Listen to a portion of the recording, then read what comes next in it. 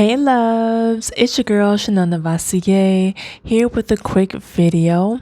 I want to do a video once a week that's just like off my dome, some inspirational stuff that's been sitting on my heart, just whatever is coming up for me. I want to first off by saying happy Juneteenth to all of my people out there. I hope you all are celebrating and having an amazing Juneteenth. We fought for this, shed blood for this. It is our right and privilege to enjoy not only this day, but the hard work that all of our ancestors have shed blood for, died for in this country and in several other countries.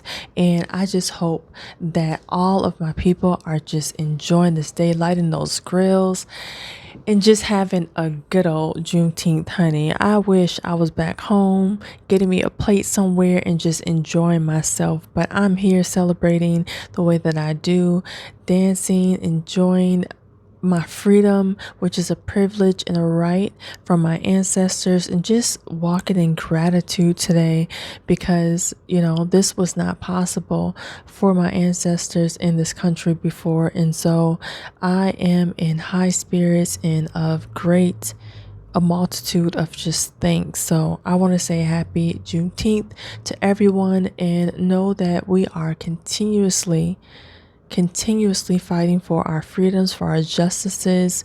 God bless all that have went before us, paved the way, and those in the future that may do so as well. I wanted to talk about my progression when it came to solo travel, as well as not unraveling, kind of like how I'm diving deep into like my culture through travel. So initially, when I started going to the Caribbeans the second time around, I went to the Dominican, I think last year. That was my first time understanding the transatlantic slave trade at a different level. So I went to Santo Domingo, and I took a tour, and it was my first time that my eyes were open to the slave trade. On the tour, they discuss how the Dominican was one of the first places that Christopher Columbus and other colonizers brought slaves into the Caribbeans. Prior to that, you hear about slavery and stuff, but I never really understood the story of slavery from the Caribbeans, and I only hear about it from, being brought to America. And so that was my first inkling in like, understanding the transatlantic slave trade in the Caribbean and South and Central America. And so I went to the Dominican. That was like very eye-opening. And one thing about me, once I start getting information, I'm gonna rabbit hole the hell out of it. I started diving deep into it, learning more about how horrible of a person Christopher Columbus was, and just all the things that happened first in the Dominican, and then I went to Colombia and I learned about the slave trade in Colombia. And you guys will see that in future posts, because after I post Costa Rica, I'm going to post Colombia, and you'll see some of the things that I saw in Colombia. Great culture, very beautiful. And the point is, I'm continuously going to these Caribbean, South American, and Central American countries to experience how slavery was brought into those places. And eventually I will go to the motherland. I will go to Africa and understand and meet people there, and that is the big trip that I'm currently planning and hoping for. And so how this all ties in together is just understanding like travel to me means something different than just solo travel. I'm literally going to see like the history of my people. I'm going to the museums, taking the tours.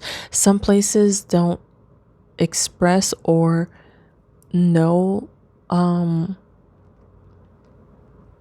or hide necessary or a better word would be hide the truth of the transatlantic slave trade. America is big on that, so you don't really get the opportunity to visit the places. But Colombia was one place where black, oh my gosh, black essence and Afro-Colombian culture is so loud and beautiful there. I absolutely love Colombia.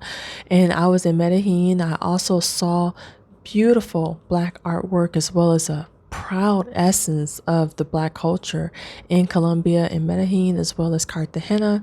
I heard Cali was the same way. Cali was the same way.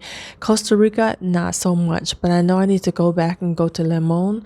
But I was kind of saddened that even in San Jose and not La Fortuna, but in the city, I would hope that the country would kind of wave a flag and you would see more black excellence there as well. That is all tied together to me. So when you see me traveling to those places, that is why. Eventually, like I said, I will be making my way over to Africa, and West Africa specifically, to see all the sites. That's going to be like a month's trip probably. And yeah, I'm excited about that. But in reference to Juneteenth and the proudness that I have of being an African American black woman, I just wanted to say that our story is deep.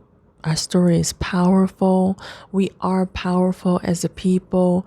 We mean so much. We are the culture. We are the culture. Black culture is the culture. Everyone mimics us, talks like us, dances like us. We are shitted on so much, yet the hate is really love. It's really love. But I just want to encourage my people to continuously shine. Don't dim your light. Continue to learn about your history, your culture, where your ancestors came from, and know that this is all a blessing. It really is. I'm truly grateful to all of my ancestors for paving the way so that I can experience Freedom Day right here, right now.